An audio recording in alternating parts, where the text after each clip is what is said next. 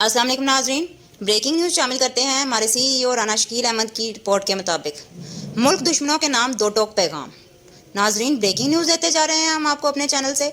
तर्जुमान पाक फौज lieutenant general Ahmad शरीफ चौधरी का वाज़ेह मौक़िफ़ है कि पाकिस्तान के अमन, खुद मुख्तारी और शहरियों पर हमला करने वाले अनासिर के लिए किसी किस्म की नरमी की गुंजाइश नहीं।